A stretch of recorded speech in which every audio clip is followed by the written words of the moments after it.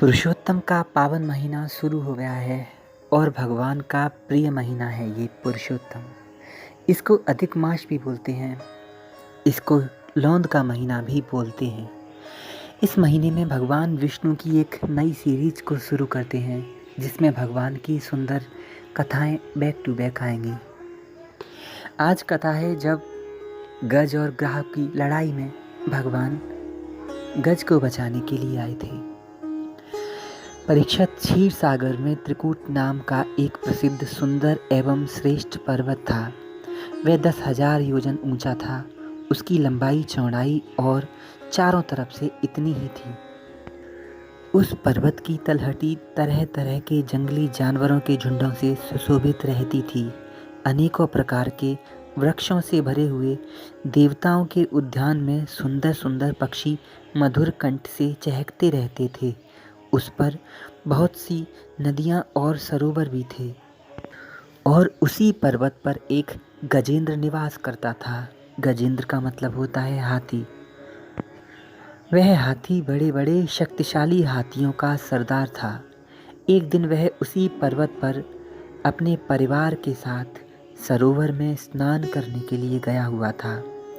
उसकी गंध मात्र से सिंह, हाथी, बाघ, केड़े और अन्य हिंसक जंतु, नाग, काले गोरे शरभ और चमड़ी गाय आदि डरकर भाग जाया करते थे। स्नान करते समय उसी समय प्रारब्ध की प्रेरणा से एक बलवान ग्राह ने, ग्राह भी मगरमच्छ को कहते हैं, एक बलवान ग्राह ने क्रोध में भरकर उस हाथी का पैर पकड़ लिया। इस प्रकार अकस्मात विपत्ति में पड़कर उस बलवान गजेंद्र ने अपनी शक्ति के अनुसार अपने को छुड़ाने की बड़ी चेष्टा की, परंतु छुड़ा ना सका।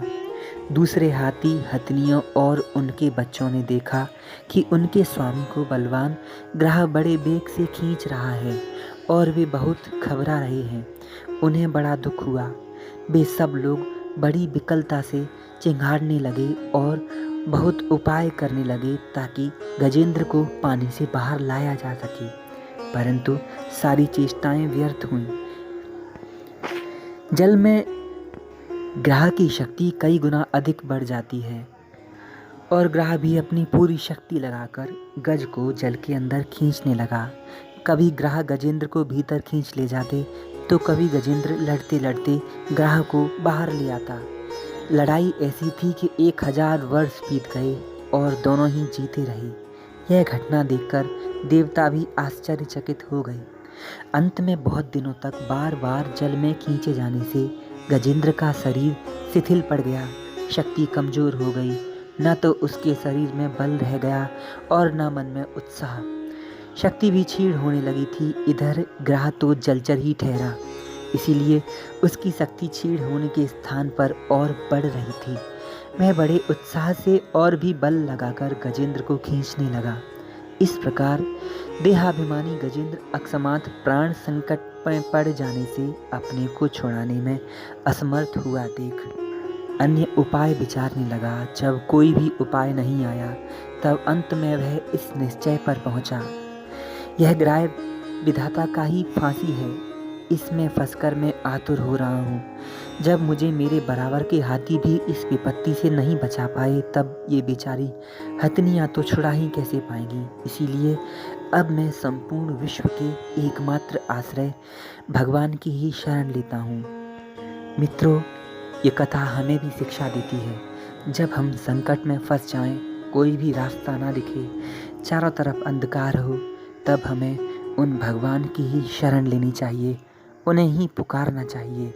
भगवान समर्थ हैं, कोई ना कोई रास्ता आप तक पहुंचा देंगे। और आप में भी भगवान को सुनाने की लगन होनी चाहिए। आप अपनी बात भगवान से कह सकें, ऐसी भक्ति आप में भी चाहिए। गजेंद्र सोच रहा था, काल बड़ा बली है। यह सांप के समान बड़े प्रचंड वेग से सबको निगल जाने के लिए दौड़ता ही रहता है। इससे अत्यंत भयभीत होकर जो कोई भगवान की शरण में चला जाता है उसे भी प्रभु अवश्य अवश्य बचा लेते हैं। उनके भय से भयभीत होकर मृत्यु भी अपना काम ठीक ठीक पूरा करता है। यानी मृत्यु भी भगवान की आज्ञा से ही सबको मारता है। वे प्रभु सबके आश्रय हैं। मैं उन्हीं की शरण ग्रहण करता हूँ।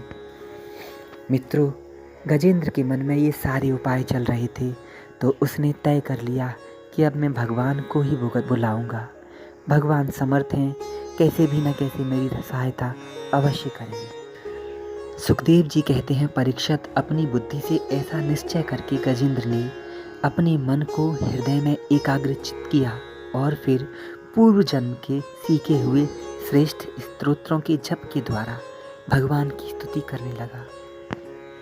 मित्रों, जब भी आप संकट में फंसें, भगवान को अवश्य अवश्य अवश्य पुकारें।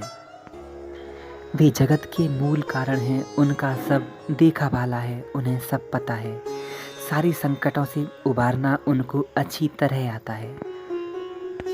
अब गजेंद्र ने जो भगवान को बुलाने के लिए कुछ स्तुति की थी वो अगले भाग में कहेंगे। तो आज की सीख हमें ये सिखाती है कि हमें कोई भी संकट आए, भगवान को बुलाना है। संसार को बताएं या ना बताएं, अपने उन मित्रों को ही बताएं जो उसका सॉल्यूशन कर सकें, परंतु ठीक सॉल्यूशन तो भगवान ही करेंगे, उन्हीं को पुकारें। गजेंद्र द्वारा की गई स्तुति अगले भाग में, अगली सीरीज में लाते रहेंगे। भगवान विष्णु पर सीरीज जारी रहेगी। राधे राधे, जय श्री राधे। अगर आपको पसंद हो तो चैनल ज़रूर ज़रूर ज़रूर सब्सक्राइब करें।